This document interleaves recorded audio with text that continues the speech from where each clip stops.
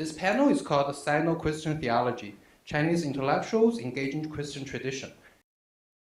We have three wonderful scholars zooming in from all around North America. Dr. Feister, you will present first on the subject of antiphonal comparative cultural readings of the Analects and the Chinese Union Bible. And then the next, we're going to have Dr. Chan from Seattle presenting the Sino-Christian Theology, a personal review and remnants after 25 years. And then after that, we'll save Father Chan's presentation for the last. He's going to present on his understanding of the Christian reception of the Roman virtue pietas, the filial piety in the late antiquity and the Middle Ages. I'm dealing with an unusual text that I've come across while being involved in 2019 in lectures in China. I have myself been a resident of Hong Kong for 30 years until 2017 and had quite a range of opportunities to engage in the studies of Christianity in China, doing it often from a comparative philosophical but also a comparative religious point of view.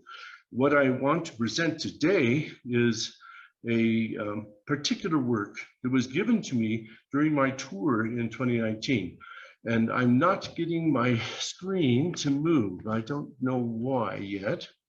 I have a PPT that I'd like to, there it is. Okay, here's the general outline. And I hope that in the few minutes that I have to share, I'll be able to talk a little bit more about Shi Han Tan's masterpiece, as I refer to it.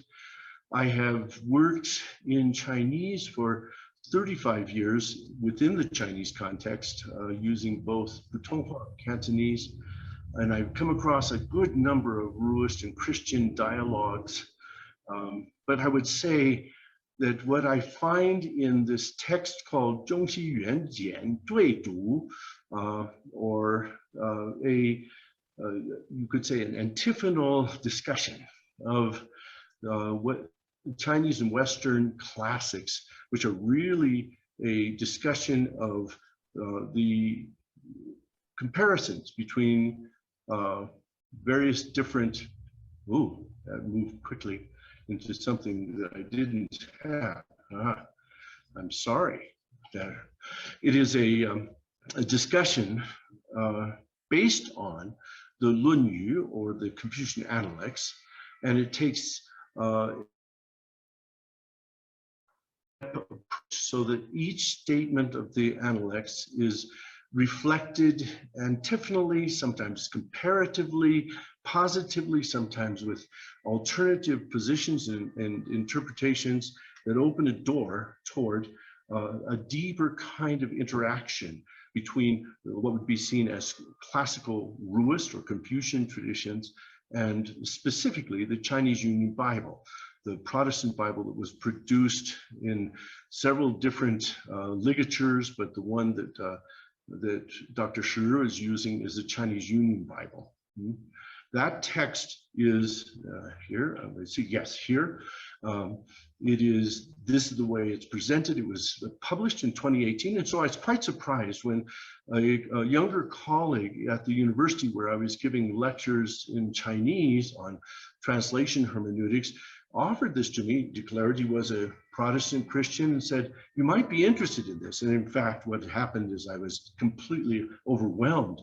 This is nearly 600 pages long, deals not with the whole of the Analects of Confucius and the Holy Bible, as it says in the title there, but only a section from the first chapter up through the middle of the 5th chapter. So I was intrigued, but I also saw it was a profoundly systematic and, in my mind, the best piece I've seen in 40 years with regard to this context. So what I'll do first is give you an analytical and qualitative description of this unusual text published by a person who got his PhD in the philosophy department at Beijing University and then has been a researcher in the World Religions Institute of the Chinese Academy of Social Sciences. So you have here an intellectual who has reached the apex of a career and has been involved for more than 15 years in dealing with what would be comparisons of Lunyu and Bible. In this text, published in 2018, there are 105 lessons. And as I've suggested and made it clear, I was surprised that it wasn't the whole of the Lunyu and the Bible, but it would seem to be something at the beginning of a much longer project, and that proved to be true. The general content of each lesson is about 5.5 pages of printed work, but the longest one is 11 pages and the shortest one, for various reasons. They all contain 8 elements. First, the comparative theme is put into a title. Then the quotation from the Analects being addressed directly is given. And then there's a relatively lengthy set of representative Ruist commentaries. And here, people who are not reading Chinese regularly, or they may not even recognize some of the commentaries that are cited, but it is literally a set, a chain of different commentaries, sometimes referring to various different interpretations that Mr. Shi then goes on to deal with. Following the relatively long set of representative commentaries, then he gives a quotation in English, this translation of that same text in the Analects of Confucius produced by William Soothill, who happened previously to be a missionary in Wenzhou. Following that, he has his own paraphrase in contemporary Chinese of the ancient Chinese. So you see, he's really working this very carefully. Then he provides what is normally the longest section of each lesson, what I call antiphonal readings, or 对读. This term, 对读, is a neologism. It is something that he sought to provide as a kind, it's not a dialogue, which would be 对话, but it is a kind of reading through a text and reflecting on it, both from Ruist and Christian traditions. And I'll explain more about and qualify those later. Following the long antiphonal reading, you have, the antiphonal reading is actually the quotations from the Chinese Bible. The longest one is the interpretive section, which is 解析.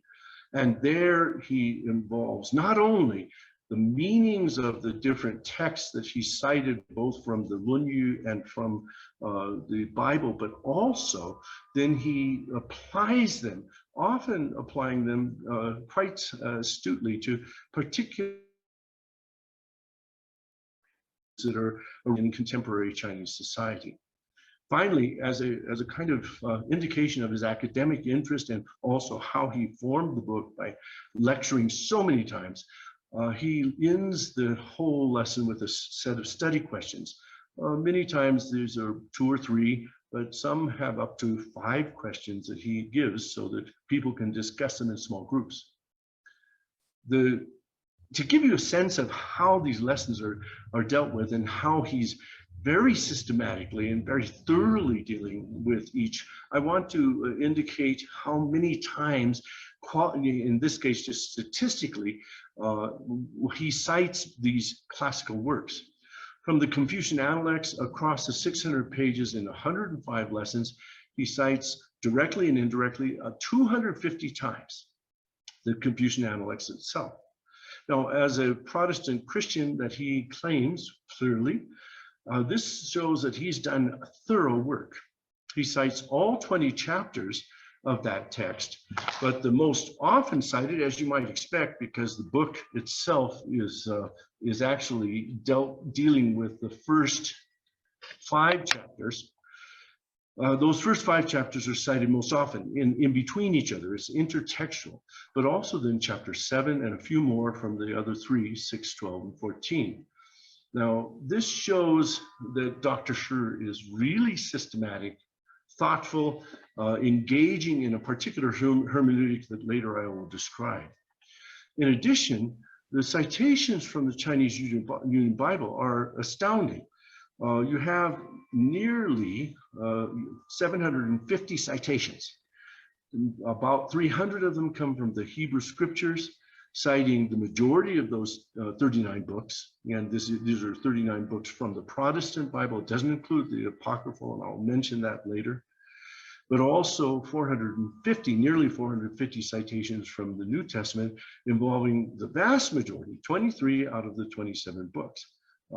I've cited the ones that are most often done since the Analects, having been spoken and then recorded in the pre-Christian era, as far back Master Kong or Confucius lived in the 5th century before the Christian era. He is speaking proverbially, and so it's not unsurprising to find that Dr. Shi refers to the Proverbs most often from any other text in the Bible. The book of Proverbs, and then Psalms comes in. But also we see he was using very often the Gospel of Matthew and the Gospel of John, among others. So you have here a thorough, thoughtful, and systematic effort to try to engage in these two classical texts that reveal so much about Ru and in his case, the early Christian tradition. But there's more. In addition to all of those citations of the classical texts he's engaging, there are 10 most often cited Ruist commentarial works. He cites nearly 50, but 10 of them are continually referred to, sometimes more than 100 times in the process of his evaluation. 8 of the most cited ones are produced after the very influential Song Dynasty scholar Zhu Xi, who lived about the time, just a little bit later than Thomas Aquinas. And he would be similar. He's extremely systematic, very thorough, and his works then later become imperially authorized in the Qing dynasty from the 17th to the period of 1911. So commentaries that rely on him, as well as commentaries that oppose Zhu Xi's works, are referred to. Most of those that are opposed are found in the alternative Ruist traditions and their commentators, and they're looking at early Han Dynasty figures, and I mentioned 2 of them. One of them being the 12th, from the 12th generation of descendants from Master Kong, Kong An Guo. But this demonstrates the thoroughness of his engagement with Ruist interpretive history. But on the Christian side, it's also intriguing and profound. Something that you wouldn't expect from someone who would be a self-declared Chinese Protestant. He cites 18 Chinese works produced by and about foreign Jesuit missionary scholars. Many of their Chinese works have become available, and I'll talk about that a bit later. But there are among them not only foreigners, but 13 Chinese Roman Catholic authors, many of them who were Ru scholars, who were literati in their own right, and were writing as self-conscious Roman Catholic Christians as well. Beyond that, he cites 12 works from ancient Chinese Greek or Latin church fathers, 2 sources dealing with contemporary Russian Orthodox traditions, and 2 that come from Oriental Christian traditions, from the Syrian traditions that entered into China in the 7th century at the beginning of the Tang Dynasty. This is just astounding. In addition, and what we would expect, he has done his work and his reading so that he cites nearly 50 works from 19th and 20th century indigenous pastors and foreign Protestant missionary scholars, as well as Anglophone theologians. Beyond that, there are 11 modern European Christian authors and sinological figures.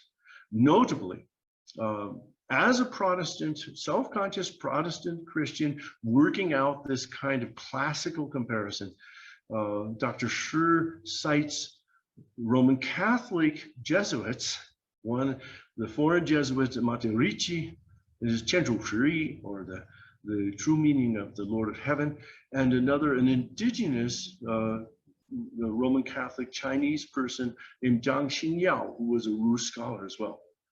This indicates to me what is really a kind of cornucopia, a cultural cornucopia of Sino-Christian cultural reflections.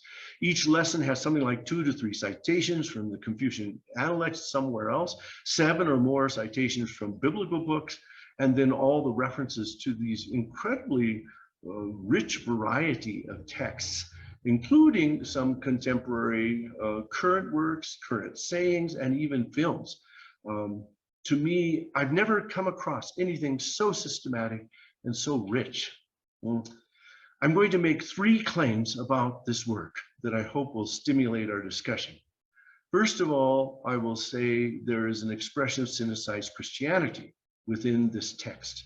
Secondly, I want to highlight how this text reveals a Protestant evangelical hermeneutic.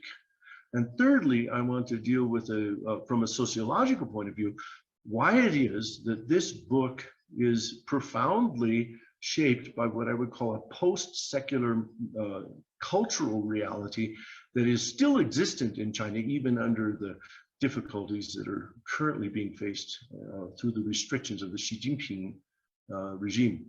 But first, let me explain what I mean by Sino-Christian Christianity.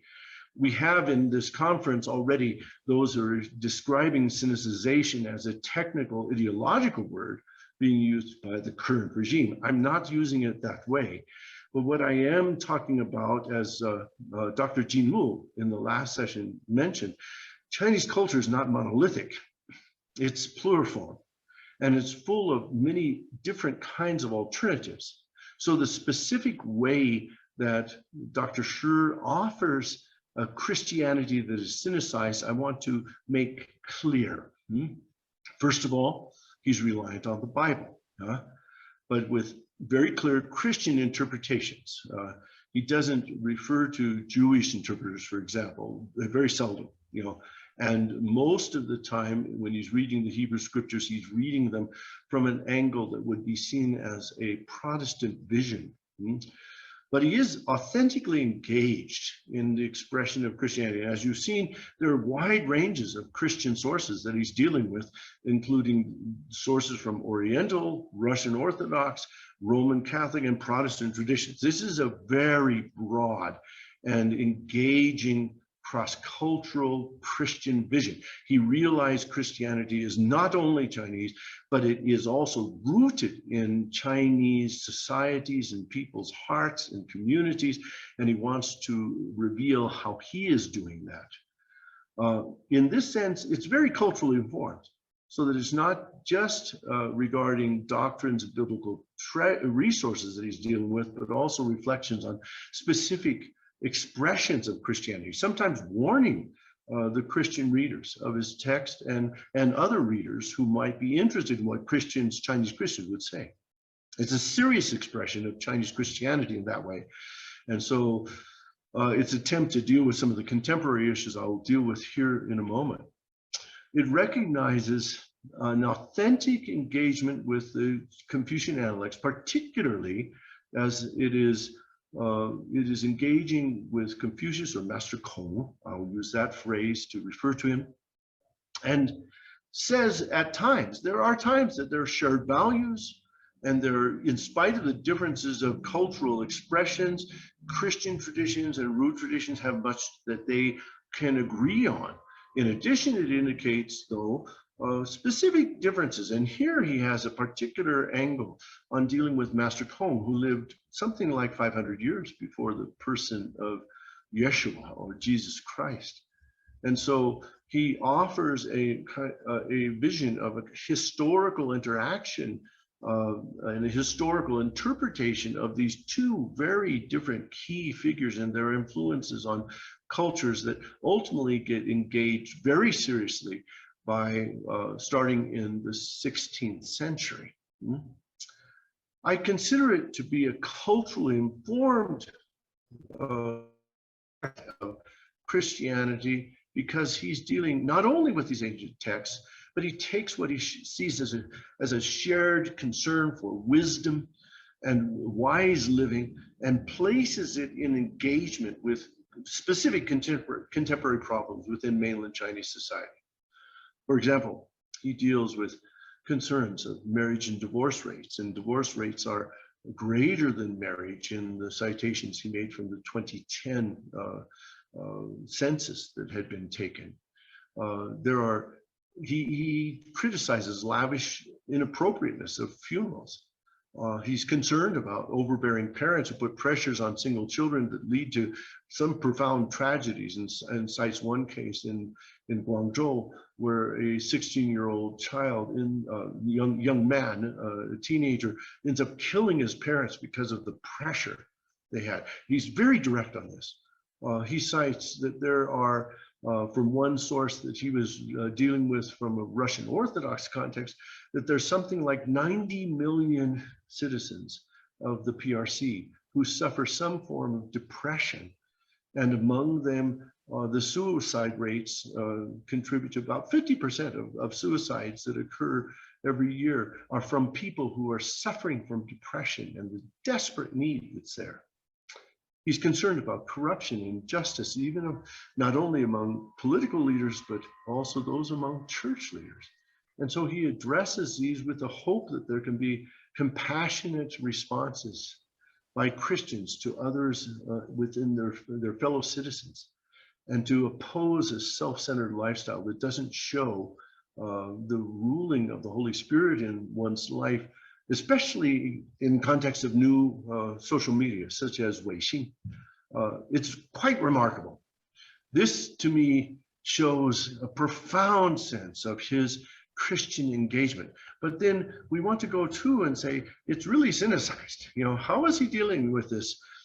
His vision of culture is not, it's notable that he doesn't refer to Chinese Marxist works and very, very few contemporary CCP figures or documents. He does twice that I've seen in the whole of 600 pages. But you know, his focus is elsewhere. Where is he seeing the cultural sides? It's more related to the basic moral and ethical concerns that are part of, that are expressed at least in a very early stage in the Confucian Analects.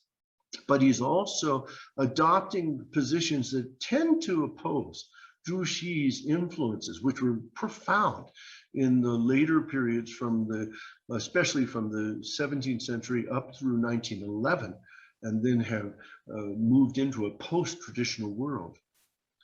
Part of cynicism. Esther, yes. Your time is almost up. Okay, I'm going to finish then here. I will just finish with this. He, in his epilogue, refers to the fact that he lectured to 80 Chinese intellectuals, pastors, and Catholic priests on all these lessons. And so he was not only writing out what he had come to think about, but what he presented publicly and engagingly to these people.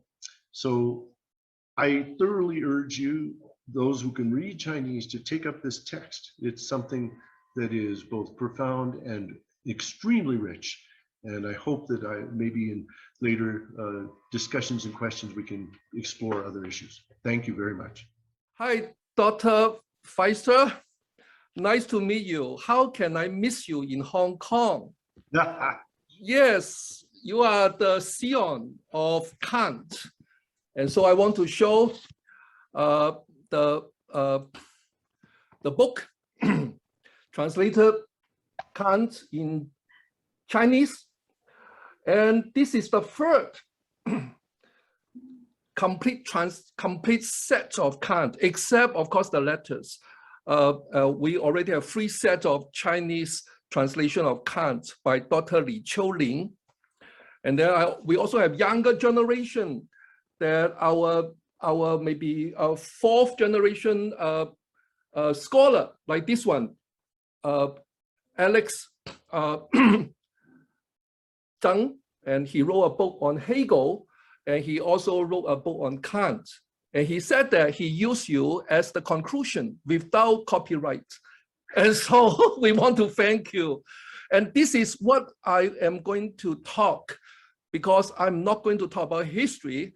At least according to what I get, this panel is about intellectual and from a Chinese academic perspective, and what is the significance of this intellectual movement, okay, movement.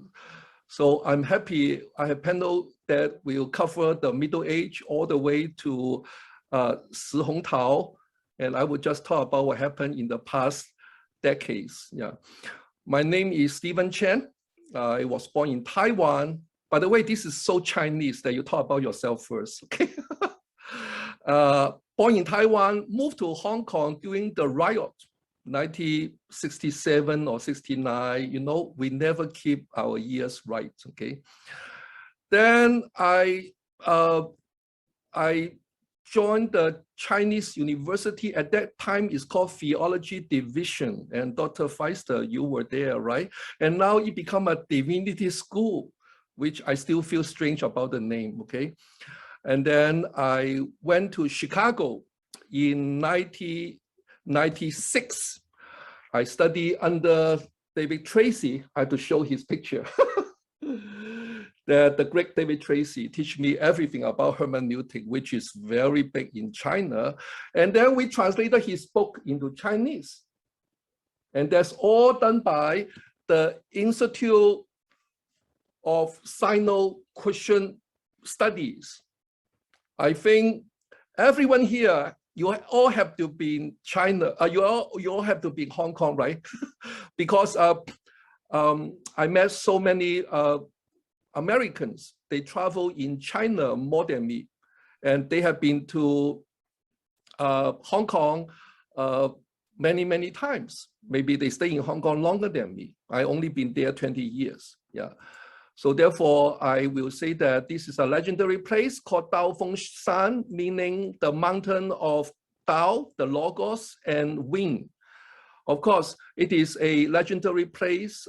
People may know the history. I don't want to keep your time. Yeah, of Norwegian and Sweden missionary mingled with Buddhist monks, and it's a legend. Yeah. So Institute of Sino-Christian Studies. And this all started by a colleague of Dr. Feister that he coined a term called cultural Christians. So therefore, that was the time when you have dozens of Chinese scholars, and most of them are not Christians. And that was in the 80s. And suddenly they all tried to read Augustine and Karl Barth. And therefore, the movement was born called the Sino-Christian movement. One of the major figure is He Guanghu, Dr. He. Yeah, and the term is called Hanyu Shenxue. And so now you can say that now the achievement, mostly you can say there is 100 titles, all classics, from Augustine to Kant to Karl Barth. They are all translated into Chinese. Let me emphasize that this is so big. Now we have 3 Chinese translation of Kant's complete works, except the letters. Yeah. And of course, the most important one will be based on the English translation of Dr. Feister on religion within the limit of reason alone. And then we have 2 Chinese translation of complete works of Augustine. I mean major works, okay? Augustine has no complete works, yeah. And therefore, is monumental. And then regretfully, we didn't have a Chinese translation of Karl Barth's Church Dogmatique. While we have Japanese translation, we have Korean translation, but we still do not have a Chinese translation of Karl Barth. Yeah. So these are all monumental. Like this is Augustine's City of God, and on original sin and grace. Yeah. And so again, these 100 titles, a lot of time, they are not even count as what we mean by theology in a narrow sense. Like Immanuel Kant, these are supposed to be textbook for freshmen in some good Jesuit American universities. But that is exactly what is so unique about this Sino-Christian movement, Sino-Christian theology movement, or 汉语神学运动. Yeah. So I want to highlight three comparisons. First is a very general comparison of Protestant and Catholic theological interaction in China. By the way, I am more talking about theological education than theology. I believe that I believe the two panel speakers in this panel, they are using case study to highlight the intellectual interaction. But I'm talking about theological education. Yeah, that is my point, because that is what I understand of the description of the panel. Yeah, and then I hope I will get this right. Okay, yeah, because I got the email from Father Michael, and I believe that this is what I understand as the panel. So help me, okay? God help me if I got it wrong, okay? And so the second will be the comparison between what we understand as Christian studies and theological studies. This is a very contentious issue in China.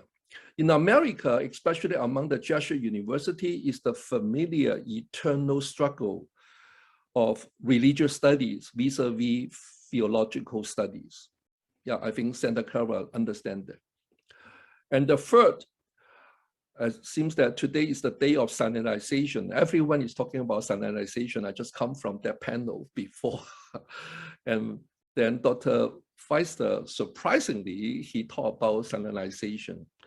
So I also want to address the whence and whether of Christian studies program in China today. Yeah, and pretty much all the international exchange program, especially with American colleges and university and seminaries, are cut off. Yeah, by this time. Yeah, so things are not doing well. Yeah. Okay, so first, comparatively, the Sino-Christian theological movement, 汉语神学, is predominantly Protestant. And so I think this is understandable because it started by my good friend, the executive director, Daniel Yang, and by a legendary scholar, Liu Xiaofeng. Yeah, they started when Liu Xiaofeng was still at the University of Basel. Yeah, and the University of Friedrich Nietzsche and Karl Barth. Yeah. And so they started this in Hong Kong, in Daofengshan. But later, finally, after a whole decade of effort, the Sino-Christian movement actually branched out not only to Roman Catholic, but also to Eastern Orthodox. And therefore, I want to give the kudos to them. However, the publication, the translations are still predominantly, of course, church fathers are ecumenical, are Catholic, yeah. Other than the church fathers in the modern theologian section are predominantly Protestant, mostly Moltmann, Penneberg, and Karl Barth. However, we translated several titles by Karl Rahner and also by Phil Ranser of Harvard Divinity School. And so quite a number of titles are from prominent German Catholic theologians and also Anglo-American Catholic theologians. And I think this is related to the tradition. It may not be true here in America, but it's so true in Asia and in China.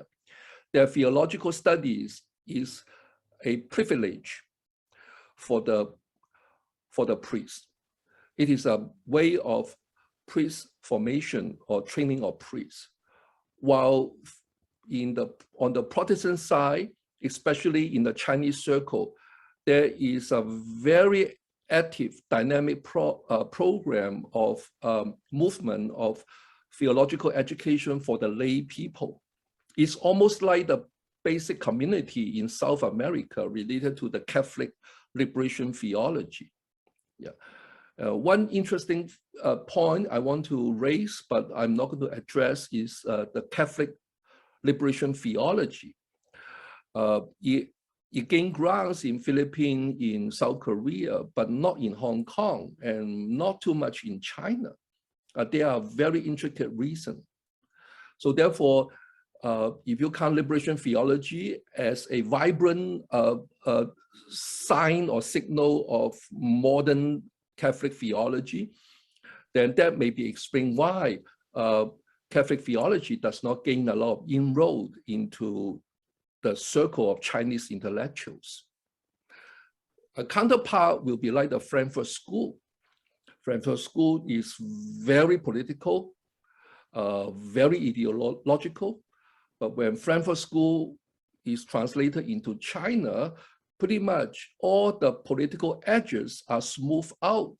It becomes a cultural theory and never address the issue of the post-World War II world order. And then a lot of these writings are very sensitive, controversial, international, ideological. They are all ironed out.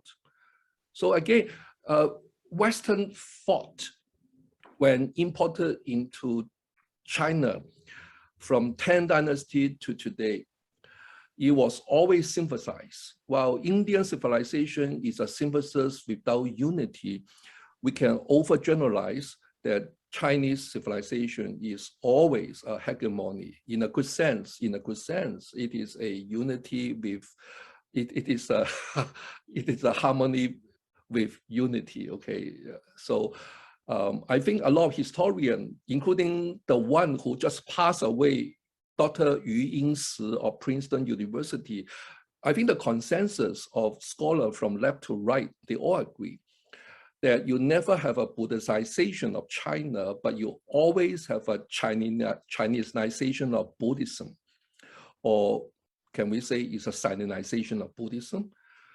不是佛教中国化，不是中国佛教化，是佛教中国化。Yeah, all Buddhist sinology, they all agree. Yeah, so this also happened to Roman Catholicism, Matteo Ricci, to Protestantism, Robert Morrison. And so we should not be surprised of what happened today. Second, will be the comparison or the controversy between Christian studies and theological studies. Can I, may I bother the moderator? How Yes. many minutes I left? You have 5 to 7 minutes. Yeah, thank you. I like to bother you. Yeah. And so 5 to 7 minutes, okay. Therefore, the religious study, Christian studies in China called 基督教研究, technically, we do not have a standalone Christian studies program, not even a Department of Religion or Department of Religious Studies in China for a very long time. But now maybe you can find some online, like Peking University, okay? Not Beijing, but Peking University is a very interesting way of naming. Yeah. There are all kinds of reasons. So in China, we do not have 宗教系. In Chinese, it's called 专业, it's a profession. We don't. We have 哲学系, Department of Philosophy, or 哲学院, a college of philosophy. Dr. Feister, understand that? Philosophy is bigger than anything in China because Marxism is a philosophy. Yeah. But now we do. And in one of the prominent universities in the coastal cosmopolitan, we finally have a standalone 宗教系, Department of Religious Studies. But the outcome should not be surprised. it becomes another casualty of open market, if not market economy. They cannot get students. Just like all the good Jesuit universities, I think they all have a difficult time to recruit major for their Department of Religious Studies, no matter how many expert, world-class scholars they have on Augustine and Kant, they just cannot. Even in Hong Kong, the only two major departments, like in Chinese University and also in Baptist University, the religious department just cannot get enough majors because both the parent and the kids do not want to major in religion because no one wants to be Matthew Ricci today. I'm kidding. So this is global. I would say that this has nothing to do with China, but actually is still about China. China is just so different from the Western world. And so therefore, this Department of Religious Studies standalone may not survive. So there are all kinds of good reasons for Department of Religious Studies, 宗教研究专业 in China to stay within 哲学院, to stay within the philosophy college. And they can get students, they can teach the core. And so people can learn a little bit about theology. And of course, there is a political undertone or overtone that it's just not good to have a standalone department on religious studies, especially on Christian study. And so this is an ongoing issue.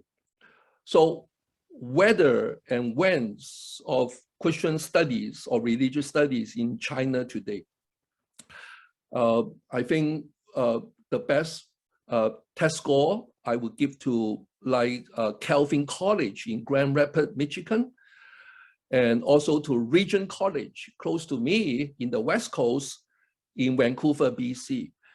These are the two super active, dynamic North American evangelical or a little bit reform colleges that they liaison with major university in China, like Wuhan, and also the People's University of Beijing. Yeah.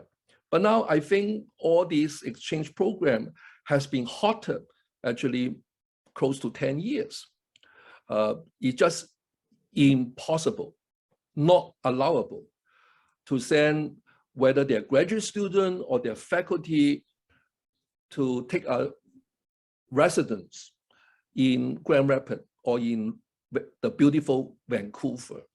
Yeah, a long time ago, even today, we can name almost all the major scholars, department head of all the Christian study program in China, one way or the other, they all pass through Grand Rapids and Vancouver. And so this is a big no-no now. Yeah, and of course, Chinese churches around those major seminaries and colleges and universities, they are overzealous to reach out to the Chinese scholar, and a lot of them, they become Christian. And so in China, I think it's still the rule of the day. There is always, you should be a non-Christian to study anything Christian. And if you suddenly you combine your identity with your studies, this is academically problematic and politically risky. Yeah, and so I do not know about the future of religious studies, Christian studies in China, especially in close connection with Anglo-American institutions. Yeah, so therefore, this is something all the keen observers should continue to observe. Yeah, I want to end my presentation here, and I look forward to the exciting Q&A. Thank you very much. My presentation explores how Christian reception of the Roman virtue pietas flowed from the late antiquity into the Middle Ages. I will primarily sample St. Ambrose's engagement with the classical understanding of pietas and the emblem books that exalted the Christian virtue pietas in depicting pious Aeneas and stork and pelican. And before we begin, I would like to just mention two things briefly. And the first is my research in family and the early Christian writings concerning the family value of pietas during the Augustine Principate. And it's about a year 227 and before Common Era and extended to 14 Common Era. And pietas was one of the original Roman virtues that expresses ancestral traditions dating to the early Republic. Cicero and outlines the basic principles of pietas. One's dutifulness is owed to gods, parents, and fatherland. Subsequently, and Virgil took full advantage of pietas and culture prestige in his epic Aeneid. The Roman hero Aeneas, the embodiment of the virtue pietas, became one of the centerpieces of Augustine cultural restoration. The topic Christian reception of the Roman virtue pietas is one of the implications of my current research and hopefully a future project for others. The second thing is a need to clarify the difference between the Latin word pietas and the filial piety in English. According to James St. Andre, a professor at the Chinese University of Hong Kong, filial piety is originally a native English term, not a Chinese long translation, nor is associated with Chinese culture in English literature before 1651. And for our purpose, and I will divide literary transformation into two periods, and before the 18th century and the time after 18th century. And our primary focus will be the meaning of pietas and filial piety before the 18th century. And before 18th century, and pietas and the filial piety was a well-attested Christian virtue in both Latin and English literature. It appeared in three different ways, primarily in English literature: filial, or piety, or filial piety together. And filial as an adjective derived from Latin filialis and referring to offspring, both sons and daughters. Thus, calling someone filial is equivalent saying that the person possesses the virtue of filial piety. Similarly, the Latin word pietas, an equivalent of English translation piety, by itself could connote the virtue of filial piety. However, English word piety and do have two kinds of connotations. The first one you can see as inherited from pietas, and stresses the duty and dutifulness. And the second meaning is piété, actually is Anglican Norman old word, and also Old French word piété, both emphasizes pity or mercy. In Christian context, always mentioned as mercy of God and Christian virtue of godliness. And this is important, and to remember that I will use pietas primarily refer to one's dutifulness toward God and the parents and country in Ciceronian definition. In the late antiquity and the Middle Ages, Christian writers are particularly drawn to allegorical readings of Virgil's Aeneid and natural history. Two general tendencies encapsulate the interactions between the Roman virtue pietas and Christian piety in various writings.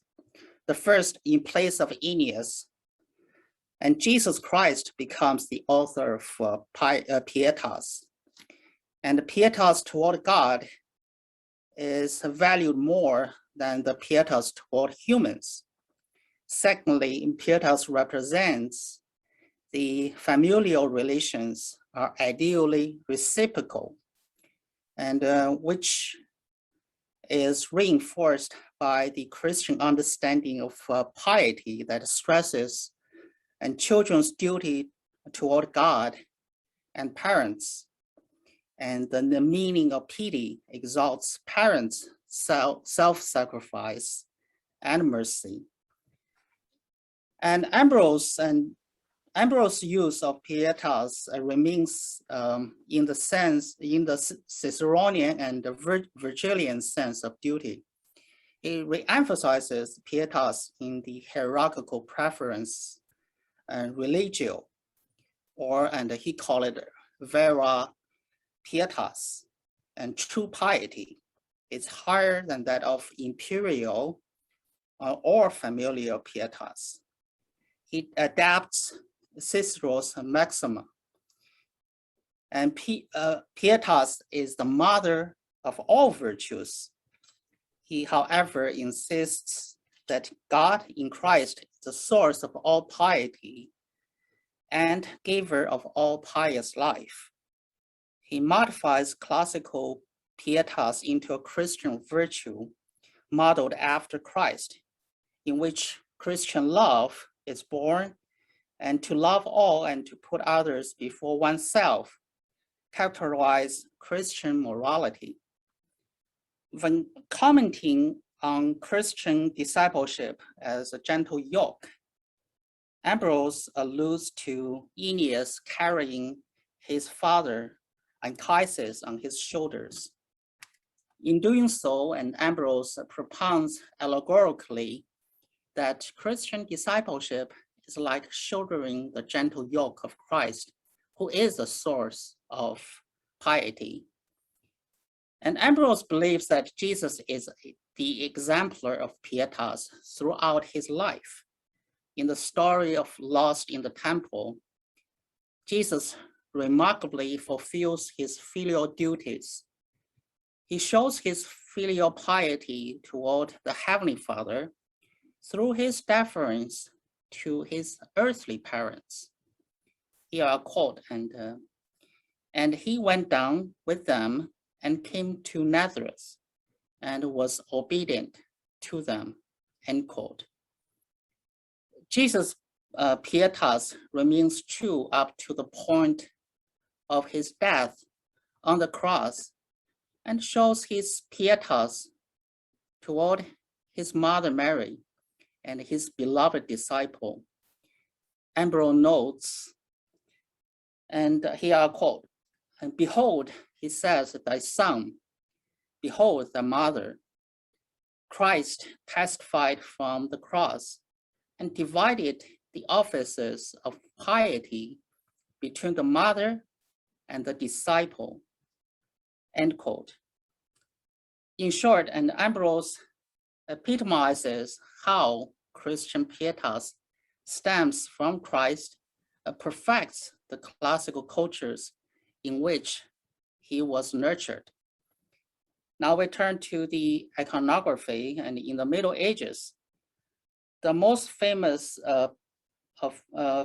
icon of pietas is Alciati's emblem 195, titled Pietas for Filiolum Parentes, filial piety toward parents, depicts Aeneas carrying his father Anchises with the statue of God on his shoulders. The image commemorates the Roman paragon of pietas ennobled by Virgil's Aeneid. The other two well-known icons of pietas are represented in the form of birds. One features the stork, and that signifies the pietas as gratiam referendum, show gratitude. And the other bird extraordinaire is the pelican that underscores the pietas in Christ's passion, referring to his sacrifice of shedding blood and restoring life to the impious. These icons serve as the stamp of Christian approval of the virtue pietas and the flagship for the mutual responsibility in the Christian West. Archaeates and icons of the stork, as in Gratiam Referendum, and often makes the cross-reference with the Pietas Filiolum in Parentas. These emblems complement each other and expound the virtue pietas as ideally reciprocal. Pietas originates in parents' loving care and is reciprocated by children showing gratitude and in the return of favors. In the Middle Ages, the icons of pelicans became almost synonymous with Christ's passion and his shedding blood on the cross to save the impious. The Christian commentators took the tales of pelican and to amplify the moral and the mystical teaching. For example, in St. Thomas Aquinas, explicitly and connected pelican symbolism to Christ. In his Eucharistic hymn, Adoro te devote, he portrays Jesus as the crucified one, like a pelican shedding his blood to save the world from the corruption of sin. The image of pelican pricking his breast visualizes the salvific meaning of Christ's crucifixion. He strives to show that Christ's pietas in shedding blood has the true power to heal and nourish humanity to the piety that is in Christ. I just conclude here, and the Christians in the Latin West and adapt the classical understanding of pietas as their virtue exemplified in Jesus and continue to be exalted as Christian virtue before the culture exchanges with Eastern Asia and the Confucian concept of Xiao. And thank you all. My name is Sister Maria Gabriel, and I have sisters that live in Hong Kong. And I was wondering, how many versions of the Bible in Chinese are there? Versions, by versions, do you mean different translations, or do you mean in more general, in a general Protestant, Roman Catholic, Russian Orthodox kind of difference? I mean the former. Said. The former, okay, good. The first renderings of the Chinese Bible were done in the 17th century, but they were not available. They were done for Jesuit priests and those who were offering masses and the sermons that were accompanying them, but they were only given orally, and they were made basically for the training of those who would be priests and evangelists. The first public Bibles were produced in the early 19th century, but most of them were done by foreigners like Robert Morrison, who was not very competent in the translation. The first major work that was a combined work by Protestant missionary scholars and indigenous Chinese persons came out in 1852 with what was called the Delegates version. And that went through a number of different editions, including those that were done in various different languages, such as the Shanghai dialect, the Fujian dialect, and so on, until you get what was a common shared effort to produce the Union Bible. The Union meant that they were working together once again. And in 1919, there were two major versions, what was called a Hai Wenli Bible that was done in a very extensive and literary form, and then one that was a low Wenli, or a low literary style that was more popular, and that has been the one that has dominated most of the biblical translations available. Franciscans made their own version in Chinese from Hong Kong in 1968, but it's been the Chinese Union Bible that has dominated what Dr. Chan, my colleague in Hong Kong, has described as the theological study, the basis for theological study on the biblical text. That has been the prevailing text right now. I've seen new versions of the Roman Catholic Bible that now has added the Apocrypha into the Old Testament texts.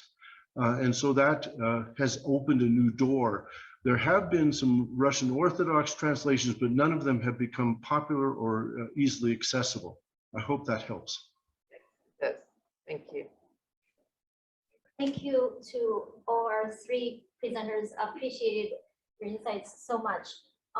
This question is also for Dr. Feister.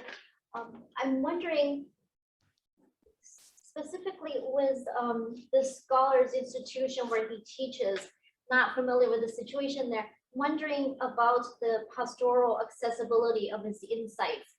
What are there readily available channels for his kind of approach to trickle down to the pastors who are working on the ground?